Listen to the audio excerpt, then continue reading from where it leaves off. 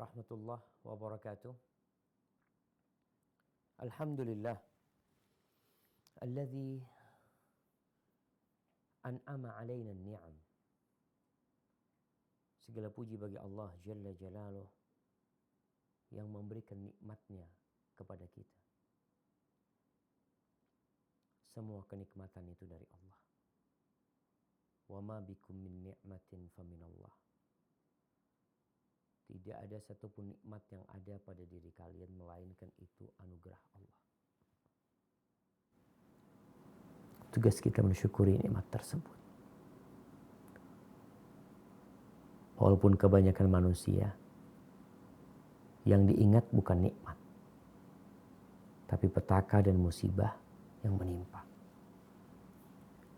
Sehingga Allah mengatakan wa qalilun min ibadiyas syakur.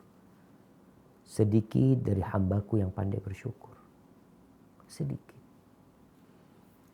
Allahumma salli wa sallim ala sayyidina Muhammadin wa ala alihi wa ashabihi ajma'in. Ya Allah, semoga salawat dan salam senantiasa tercurahkan untuk baginda Nabi kita Muhammad alaihi salatu wassalam, keluarga beliau, istri-istri beliau, putra putri beliau, dan untuk seluruh sahabat Nabi. Semoga Allah meridhai kita bersama mereka. Amma ba'd. Ahibati fillah, kita akan melanjutkan kajian kita berkaitan dengan panggilan untuk orang-orang yang beriman. Kalau engkau beriman, maka seharusnya engkau mendengarkan. Engkau mencari tahu. Ketika diumumkan di sebuah perusahaan bagi pegawai yang dari luar kota, maka pegawai yang dari luar kota akan mendengarkan, ini pengumuman buat mereka. Ketika dia mengabaikan pengumuman tersebut, terkadang dia akan kehilangan banyak manfaat. Ternyata bagi pegawai luar kota disediakan nasi bungkus umpamanya, atau akan dikasih gaji lebih. Diharap mereka datang. Yang nggak datang nggak dapat. Begitu pula tatkala Allah Jalla Jalaluh memanggil hamba-hambanya dengan panggilan Ya ayyuhalladzina amanu. Wahai orang-orang yang beriman. Maka hendaklah kita mendengarkan. Kita telah sampai ke panggilan Allah nomor 11 di dalam Al-Quranul Karim. Di surah Al-Baqarah ayat 282. Yang merupakan ayat terpanjang di dalam Al-Quranul Karim. Ayat terpanjang. 282. Masalah apa? Masalah utang piutang. Masalah sekarang ada notaris. Dari zaman dulu Islam sudah bicara tentang notaris. Utang piutang dicatat. Jangan hanya menggunakan ingatan. Padahal bangsa Arab ini bangsa yang buta huruf. Maka dikenal ummiyin. Nggak bisa baca, nggak bisa nulis mereka. Tapi bagaimana Islam berusaha untuk memerangi buta aksara ini. Sehingga diperintahkan mereka belajar dan mencatat. Jadi kalau di negeri kita setelah kemerdekaan ada usaha untuk memerangi buta aksara, buta huruf ya. Islam tuh 1400 tahun yang lalu udah bicara. Kenapa kita kok nggak tahu Pak Ustadz ya? Karena nggak pernah mendengarkan panggilan Allah. Tidak mau membaca ayat-ayat Allah. Allah mengatakan, A'udzubillahi minasyaitonirrajim. Ya ayyuhalladzina amanu idza tadayantum bidainin ila ajalin musamman faktubuh. وَلْيَكْتُبْ بَيْنَكُمْ كَاتِبٌ بِالْعَدْلِ وَلَا يَأْبَ كَاتِبٌ أَنْ يَكْتُبَ كَمَا عَلَّمَهُ اللَّهُ فَلْيَكْتُبْ وَلْيُمْلِلِ الَّذِي عَلَيْهِ الْحَقُّ وَلْيَتَّقِ اللَّهَ رَبَّهُ وَلَا يَبْخَسْ مِنْهُ شَيْئًا فإن كان الذي عليه الحق سفيها أو ضعيفا أو لا يستطيع أن يمل هو فليملل وليه بالعدل واستشهدوا شهيدين من رجالكم فإن لم يكونا رجلين فرجل وامرأتان ممن ترضون من الشهداء أن تضل إحداهما فتذكر إحداهما الأخرى ولا يأبى الشهداء إذا ما دعوا ولا تسأموا أن تكتبوه صغيرا أو كبيرا إلى أجله ذلكم أقسط عند الله وأقوم للشهادة وأدنى ألا ترتابوا إلا أن تكون تجارة حاضرة تديرونها بينكم فليس عليكم جناح ألا تكتبوها وأشهدوا إذا تبايعتم ولا يضار كاتب ولا شهيد وإن تفعلوا فإنه فسوق بكم واتقوا الله ويعلمكم الله والله بكل شيء عليم. Coba kita lihat artinya. Allah mengatakan, wahai orang-orang yang beriman. Yang beriman. Apabila kamu bermuamalah tidak secara tunai untuk waktu yang ditentukan. Utang piutang, kredit, baik salam, nanti lagi kita akan bahas. Apabila kamu bermuamalah tidak secara tunai untuk waktu yang ditentukan. Hendaklah kamu menuliskannya. Subhanallah. Rabbul Alamin. Pencipta langit dan bumi mengatakan faktubuh. Tulis. Jadi kembali kita ingatkan kepada kaum muslimin yang hanya berpikiran Islam itu di masjid. Islam itu pernikahan. Islam itu warisan. Urusan ekonomi dagang gak usah lah ngurusin. Urusan politik gak usah diurusin. Subhanallah. Ini urusan utang piutang. Bagaimana menjaga harta supaya tidak hilang. Allah perintahkan faktubu. Tulis kata Allah. Dan hendaklah seorang penulis di antara kamu menuliskan dengan benar. Ternyata ada katibul adil. Notaris. Yang mungkin sekarang disumpah jabatannya. Allah udah perintahkan hendaklah yang nulis itu gak sembarangan orang. Gak pokok dapat orang tulis. Gak. Apalagi kamu gak bisa baca. Nanti ditipu sama dia. Kebanyakan orang kadangkala datang ke penulis. Sudah selesai. Tanda tangan. Gak dia baca lagi tuh. Kenapa? Karena gak bisa baca. Maka Allah sebutkan. Penulis yang menulis dengan benar. Dan janganlah penulis enggan menuliskan. Sebagaimana Allah mengajarkannya. Maka hendaklah ia menulis. Dan hendaklah orang yang berhutang itu mendiktikan apa yang akan ditulis. Didiktikan, Fulan bin Fulan telah berhutang kepadaku, telah membeli mobil dengan harga sekian yang akan dibayarkan secara berkala dalam 12 bulan. Setiap bulan sekian pembayarannya. Siapa yang mendiktikan? Yang punya urusan. Dan hendaklah ia bertakwa kepada Allah Tuhannya. Dan janganlah ia mengurangi sedikit pun daripada hutang. Jangan dikurangin. Dia berhutang 10 juta, ya tulis 8 juta. Telah berhutang, Fulan anak mau yang berhutang. Hutang anak 10 juta. Anak suruh penulis, telah berhutang Fulan bin Fulan 8 juta. Akhirnya yang tertulis 8 juta. Maka Allah katakan jangan mengurangi sedikit pun daripada hutangnya. Jika yang berhutang itu orang yang lemah akalnya atau lemah keadaannya atau dia sendiri tidak mampu mengimlakkan yaitu mendiktikan, maka hendaklah walinya yang mendiktikan dengan jujur. Dan persaksikanlah dengan 2 orang saksi dari orang lelaki di antaramu. Jika tidak ada 2 orang lelaki, maka boleh seorang lelaki dan 2 orang perempuan dari saksi-saksi yang kamu ridhoi. Supaya jika seorang lupa, maka yang seorang mengingatkan. Udah ditulis masih pakai saksi.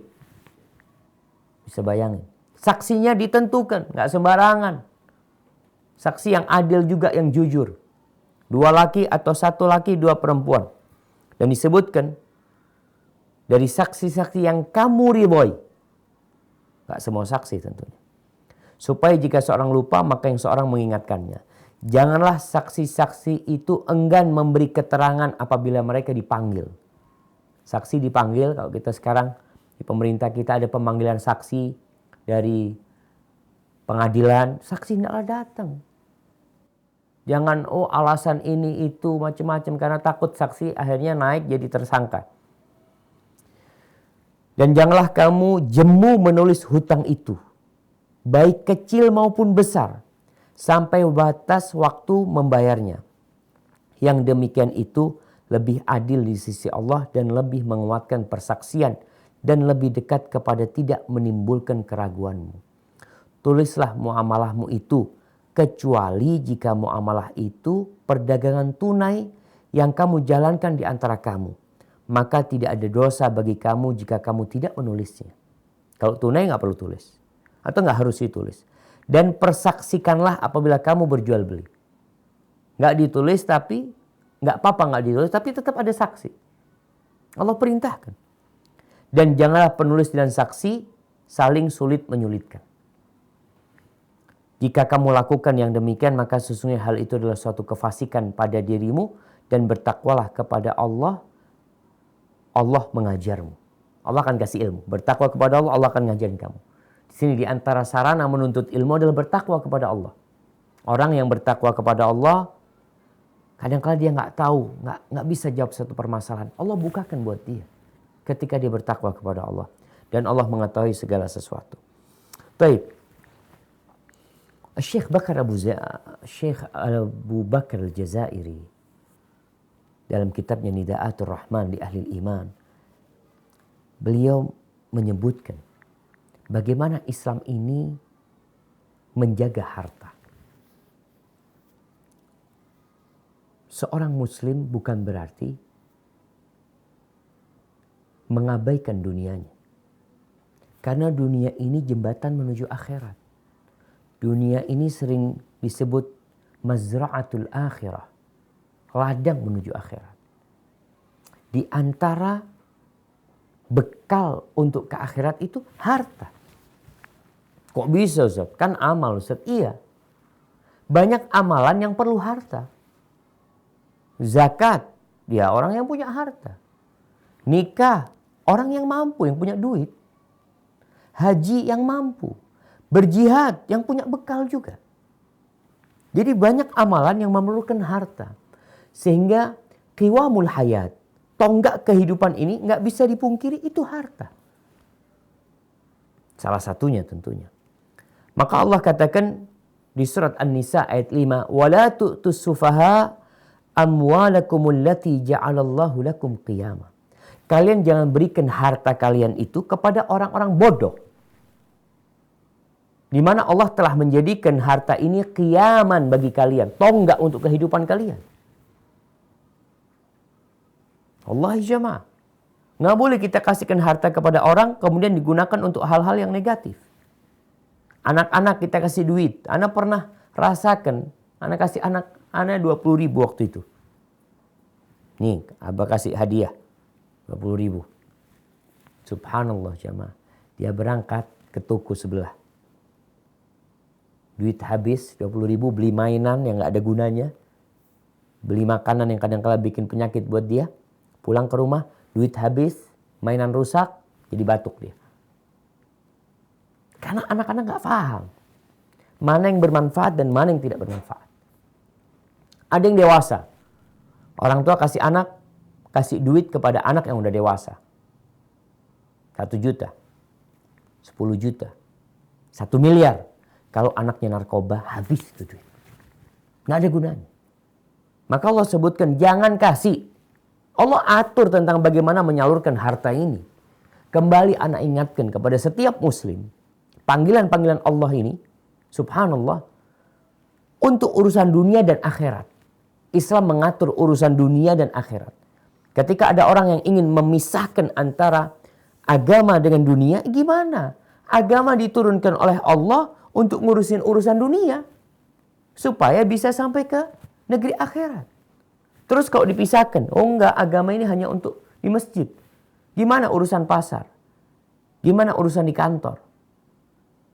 Sehingga ada orang yang amanah di masjid, di luar, na'udzubillah, tidak amanat. Kenapa? Oh enggak Ustaz, anak amanah di masjid, di luar kan urusan dunia lain lagi Ustaz. Subhanallah, agama mengajarkan kepada kalian agar kalian jadi baik. Bayangkan ayat ini menyebutkan tentang tidak bolehnya kita memberikan harta kepada sembarangan orang. Orang yang berhutang, kita tahu dia fulan, utang gak akan bayar. Jangan dikasih. Hilang itu duit. Perlunya kita melihat kepada siapa kita memberikan uang ini. Tapi dia gak mampu, Ustaz. Ya, kalau gak mampu, takut dia gak bayar, ada caranya nanti.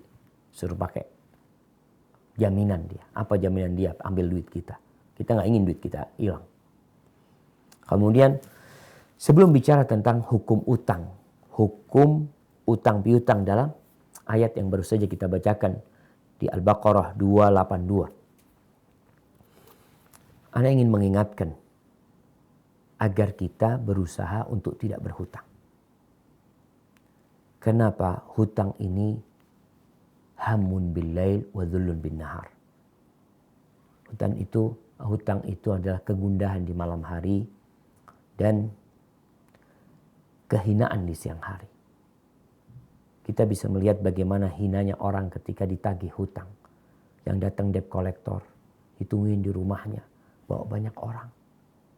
Malam hari dia bingung, ya apa mau bayar hutang. Maka jangan berhutang kecuali terpaksa.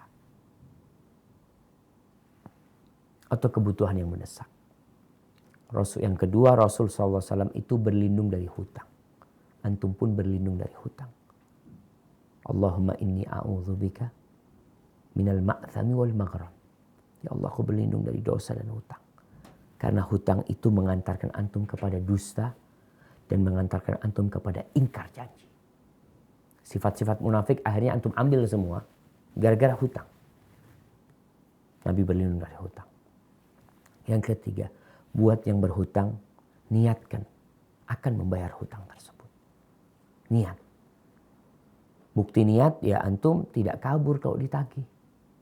Antum ada usaha. Antum puasa Senin Kemis. Ustaz, ana punya hasil cuma cukup untuk makan. Nah, antum puasa Senin Kemis. Itu niat. Senin Kemis ana kurangin makan. Jadwal makannya dikurangin untuk bayar hutang. Sebagai bentuk keseriusan hendak bayar hutang. Karena ada orang punya utang gaya hidupnya na'udzubillah. Cukup buat makan, tapi makan yang enak-enak. Dia ngomong sama istrinya, istriku aku punya duit sekian, aku sisakan sebagian buat bayar hutang. Keseriusan, niat membayar hutang. Kemudian, kalau tadi doa berlindung dari hutang, doa supaya bisa bayar hutang. Di antara doa yang diajarkan Nabi SAW ya, ini doa dibaca ketika mau tidur jamaah.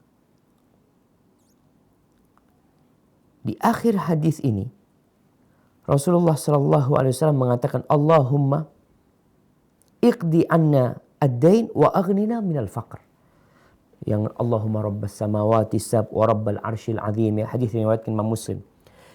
Setelah bertawassul dengan asma Allah al-husna, mengatakan, Allahumma antal awal falaysa qablaka syai'. Ya Allah, engkau lah yang awal, tidak ada yang sebelummu.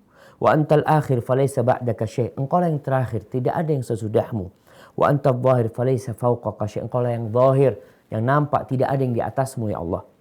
Wa antal batin falaysa dunaka syai'. Engkau lah yang batin, yang tidak ada di bawahmu sesuatu pun. Allah tahu dengan segala yang di bawah dan semua yang di atas. Iqdi annad-dain. Ya Allah bayarin utang aku ya Allah. Ini Nabi doa. Iqdi annad-dain wa aghnina minal faqr. Dan cukupkan kami dari kefakiran. Berarti kita perlu harta. Kemudian kita sekarang masuk kepada pembahasan tentang ya ayyuhalladzina amanu di 282. Yang pertama, hukum menulis hutang.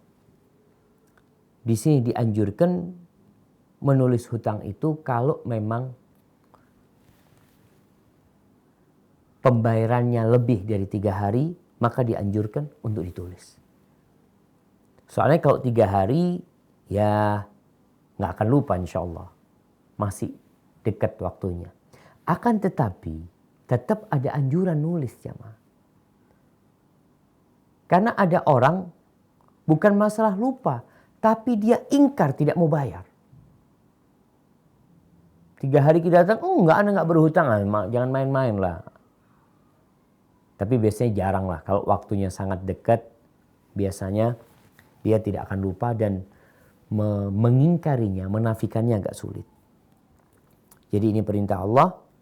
Yang pertama adalah diperintahkan menulis utang piutang. Menulis akad jual beli, muamalah yang tidak tunai. Itu perintah Allah SWT.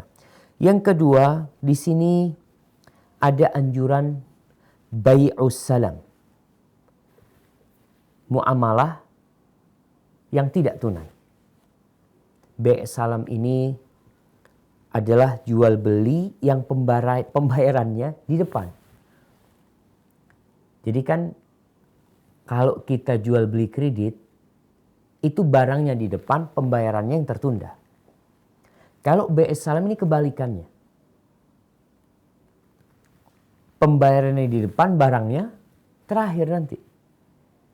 Jadi yang hutang itu pemilik barang. Kalau kredit, yang hutang itu pembeli barang. Ya, pembeli yang berhutang. Kalau bai' salam ini, yang berhutang itu penjualnya. Contohnya, dulu itu biasanya kurma, gandum ya. Orang mau tanam nih gandum, nggak punya modal dia. Dia nggak mau bagi hasil juga. Akhirnya dia datang kepada pemilik uang mengatakan, gini, Ana mau jual kurma. Berapa? Ana mau jual kurma 2 ton. Jenis kurmanya kurma sukari. Tapi harganya sekian. Nanti barangnya itu tahun depan. Bulan ini aku panen, aku bayarin. Itu boleh. Jadi ini salah satu solusi untuk orang-orang yang tidak punya modal. Ustadz, bagaimana kalau dia umpamanya gagal panen? Gak ada urusan dengan dia gagal panen. Utangnya tetap 2 ton kurma sukari. Dia mau beli dari orang, kemudian dia berikan kepada pemilik uang ini, itu urusan dia. Yang menjadi masalah, ketika tanggal sekian, antum harus setor kurma sebanyak 2 ton. Ini bai'us salam. Jadi subhanallah ya, agama kita ini, agama Islam, kita harus bangga jadi muslim. Semua diatur. Dan tidak ada riba. Udah kita bahas tentang masalah riba. Kredit boleh juga. Kredit boleh, tapi tidak ada unsur riba. Maka disyariatkan bai' salam. Jual beli yang sekarang ada jamaah, dropship yang sering kita lihat dengan adanya marketplace ya. Di dunia maya ini orang tunjukkan barang padahal dia nggak punya barang tuh. Tapi dia jual barang, artinya dia bisa carikan itu barang. Seperti itu nggak apa-apa. Itu masuk bai'us salam asalkan pembayarannya kontan. Bayar kontan. Jadi bukan uang muka. Tapi bayar kontan.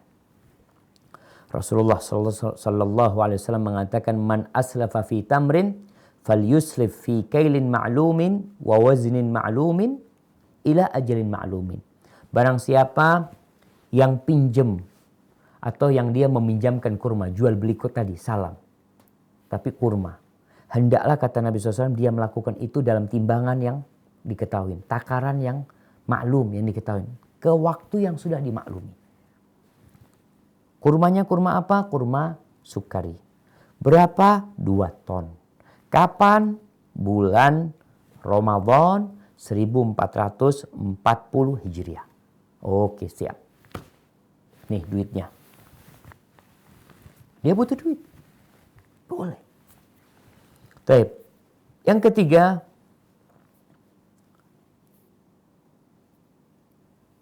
hendaklah menulis utang piutang ini dan penulisnya hendaklah melakukan keadilan. Menulis dengan benar. Nggak sembarangan. Allah mengatakan faktubuhu, tulislah. Wal yaktub bainakum katibun bil adl. Hendaklah dia menulis dengan benar. Tulisan yang tidak bisa ditambahin dan tidak bisa dikurangi. Ini penting jamaah. Cara penulisan pun diajarkan sama Allah SWT. Kalau kita tulis angka, umpamanya 1 juta, hutang 1 juta. Hanya angka saja, itu bisa ditambahin 01. Maka dianjurkan nulis dengan huruf 1 juta rupiah. Jadi penulis itu harus berpikir gimana menulis dengan baik agar tulisan ini tidak bisa dipalsukan. Tidak bisa dirubah, tidak bisa ditambahin dan tidak bisa dikurangi. Kemudian yang keempat, buat orang yang bisa menulis. Kalau dimintain tolong untuk menulis, nggak boleh bakhil. Allah katakan, wala ya'ba katibun, nggak boleh enggan nih orang yang bisa menulis. Ayyaktuba kama 'allamahullah. Sebagaimana Allah sudah ngajarkan kepada dia cara menulis, hendaklah dia menulis. Ini termasuk mensyukuri nikmat yang Allah berikan. Yang ngajarin kamu nulis siapa? Allah. Maka tolong engkau tulis. Jangan malas, enggan.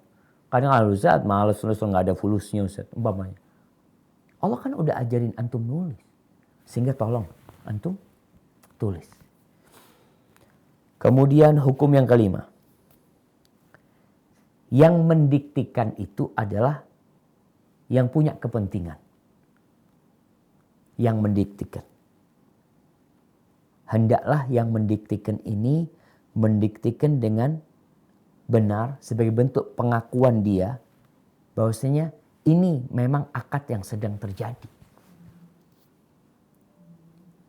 Jadi jamaah, penulis itu sebenarnya perannya hanya menulis. Tapi dengan cara yang benar.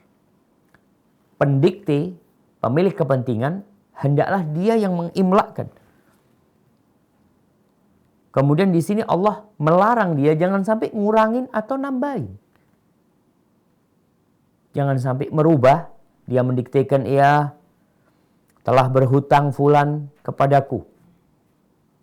Sebanyak, atau kalau ana yang berhutang tadi ana contohkan, ana telah berhutang kepada fulan 10 juta, padahal utangnya 12 juta. Maka adalah yang mendiktekan, yang punya kepentingan pun mendiktekan dengan benar. Karena kadang-kadang penulis nggak tahu apa-apa, dia hanya menulis saja. Kemudian yang keenam, apabila yang punya kepentingan ini, ya orangnya kurang akal. Mungkin dia tidak terlalu pandai. Karena masalah pendidikan atau kelemahan IQ dia. Orang ini mau jual tanah, ada pembelinya. Dia nggak bisa mendikte. Siapa yang mendikte? Walinya yang mendiktekan. Walinya. Hal ini pun dibicarakan.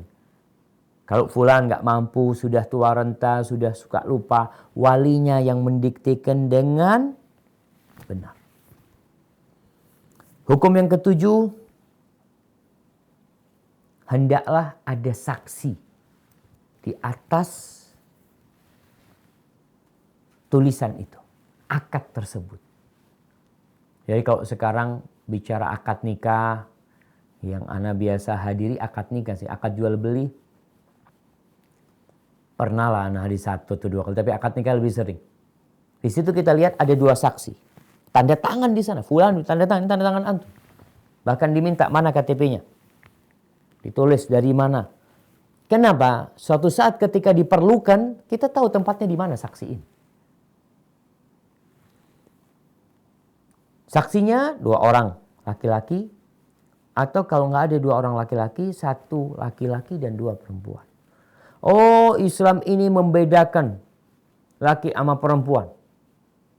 Sekarang lagi rame nih. Lagi rame tentang RUU apa, Zubair? Apa PKS?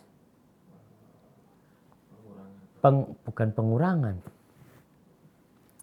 Kekerasan seksual. Pengurangan, betul. Ya itulah. Yang lagi rame nih kita. Kekerasan seksual.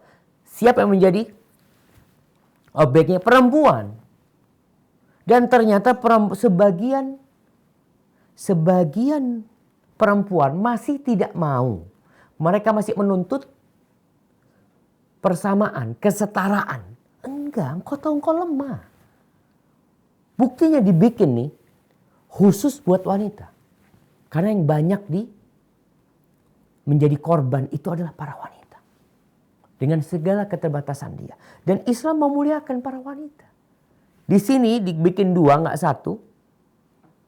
Kenapa? Apakah ini beranggapan tidak menyamakan wanita? Ya memang wanita ada kelemahan di diri dia. Allah perintahkan 2. Kalau 1 lupa, yang 1 mengingatkan. Kadang-kala dia punya banyak urusan yang membuat dia lupa. Kadang-kala ada tekanan bagi wanita yang dia tidak bisa melawan tekanan tersebut. Dengan adanya teman dia, mau nggak mau dia akan kuat. Ini perintah Allah, diatur, saksinya pun disebutkan. 1 laki-laki atau 2 perempuan. Atau 2 laki-laki. Maka bagi para wanita, berbahagialah engkau hidup di bawah naungan Islam. Ketika engkau faham dengan hukum-hukum Islam yang semuanya melindungi dirimu. Dari sejak pakaiannya. Sebagian orang memandang pakaian Islam buat wanita ini salah satu bentuk diskriminasi. Subhanallah. Ini salah satu bentuk penjagaan kehormatan dirimu. Dalam Islam, wanita menikah dengan wali. Ini termasuk bentuk diskriminasi. Kenapa laki-laki boleh nikah tanpa wali? Subhanallah. Ini untuk menjaga kamu supaya kamu tidak dilecehkan oleh laki-laki hidung belang. Dijaga, ada walinya. Walinya melihat pantas enggak ini. Kadang kalau walinya nolak enggak pantas untuk jadi suami buat anakku. Kenapa? Karena wanita lemah. Kemudian hukum Islam lagi, perempuan tidak boleh safar kecuali tanpa mahram. Waduh, laki-laki kemana-mana boleh. Ini bentuk penjagaan buat dirimu. Supaya kamu gak diperkosa sama orang, gak dilecehkan sama orang, digangguin. Kemudian diperintahkan diam di rumah. Wa qarna fi buyutikunna. Itu kata Allah Jalla Jalaluhu. Semuanya untuk menghormati wanita. Wanita tidak diwajibkan sholat berjamaah ke masjid. Tidak diwajibkan sholat Jumat. Tidak diwajibkan berjihad di jalan Allah. Kenapa? Karena bentuk penghormatan buat wanita. Karena tahu perempuan gak sama. Walaysa dzakaru kal unsa. Islam memuliakan wanita. Anak laki-laki, bagaimana kebaktian dia kepada orang tuanya? Bapak 1, ibu 3. Ibu. Kenapa ini perempuan lebih banyak jasanya? Masa disamakan sama laki-laki? Enggak boleh sama. Penghormatan anak harus lebih kepada ibunya. Karena ibunya yang hamil. Ibunya yang melahirkan, ibunya yang menyusui. Baru setelah itu bapaknya. Kemudian kau masih berpikir Islam berlaku diskriminasi kepada para wanita. Maka ingat, ini bentuk penghormatan Islam. Baik, hukum yang ke-9. Di sini anjuran untuk menulis utang saghiran au kabiran. Sedikit atau banyak. Allah mengatakan wala tas'amu, jangan bosan nulis. Urusan utang piutang nih jangan bosen. Besar kecil pokoknya tidak tunai, engkau tulis. Kenapa? Tadi untuk menghindari lupa. Kemudian yang ke-10, Allah meringankan untuk perdagangan yang tunai untuk tidak ada penulisan. Sekarang pun kita lihat orang pada menulis. Kita kalau beli ke minimarket ya, beli ini, beli itu ada struknya. Itu termasuk bentuk menulis. Ketika antum ambil, antum tahu, oh ternyata ada penipuan nih. Di sana harga 20.000, di sini 22.000. Ana kemarin hampir saja ketipu. Di salah satu minimarket. Ana beli roti 2, ana tahu 25.000. Dia ngomong 35.000 Pak. Ana kasih 50.000. Ketika dia hendak memberikan uang kembalian, dia kasih 15.000. Ana tanya, Mbak berapa harganya? Oh iya 25.000. Dia ambil lagi 10.000 dari kota itu. Subhanallah. Itu pentingnya struk pun untuk itu. Ketika ada penipuan kita tahu. Ada tulisan. Tapi Allah maafkan. Kalau nggak ditulis nggak apa-apa. Hanya saja tidak ditulis akan tetapi Allah menyuruh adanya saksi. Maka di sini kalau yang ke-10 tadi dimaafkan kita kalau jual belinya tunai. Ya mungkin dia bayar nanti sore untuk tidak ditulis ya. Walaupun tetap anjuran menulis itu ada. Tapi ada keringanan yang lebih. Yang ke-11 tadi adanya saksi dalam jual beli. Siapa yang jual rumah, jual kebun, jual mobil, hendaklah dia mengadakan saksi kalau tunai. Tetap ada saksi supaya tidak ada masalah. Tapi kalau memang itu kredit atau bayar tunda, tetap ditulis dan 2 saksi. Hukum yang ke-12 Allah menyebutkan wala yudarra katibun wala syahid. Enggak boleh kita membahayakan penulis atau saksi. Mengancam saksi itu perbuatan fasik. Atau penulisnya diancam. Atau nih penulisnya di tempat yang jauh, saksinya di tempat yang jauh, luar kota, suruh datang, tapi nggak dikasih biaya, engkau membahayakan dia. Kalau memang ingin dia datang, kasih biaya dia datang. Kalau diperlukan. Ini kadang-kala saksi ini jemaah dibebani untuk bayar ongkos sendiri, padahal dia itu diperlukan keberadaannya. Hendaklah yang berkepentingan membiayai dan tidak membahayakan saksi atau penulis. Notaris yang dibutuhkan didatangkan, tapi tidak membahayakan mereka. Kemudian yang terakhir jamaah, Allah mengatakan wattaqullah wa yu'allimukumullah. Bertakwalah kepada Allah dalam urusan agama ini dengan melaksanakan perintah Allah, menjauhi larangannya. Itu takwa. Allah akan ajarin kamu. Seorang muslim di awal Allah panggil ya ayyuhalladzina amanu, di akhir Allah kasih tahu wattaqullah. Ini perintah Allah jangan cuma didengerin tapi nggak diamalin. Perintah itu diamalkan, larangan itu ditinggalkan. Ilmu ini bukan hanya buat wawasan. Oh, ana baru paham Ustaz. Iya, makasih. Jazakumullah khair. Tapi tidak diamalkan. Praktekkan apa yang Allah inginkan dari kita supaya kita mengamalkannya. Wujudkan dalam kehidupan ini. Tunjukkan kepada setiap manusia yang hidup di muka bumi ini. Kalau Islam itu indah dan Muslim itu baik. Sampai berjumpa kembali dalam panggilan-panggilan yang selanjutnya. Semoga senantiasa dalam lindungan ilahi. Wassalamualaikum warahmatullahi wabarakatuh.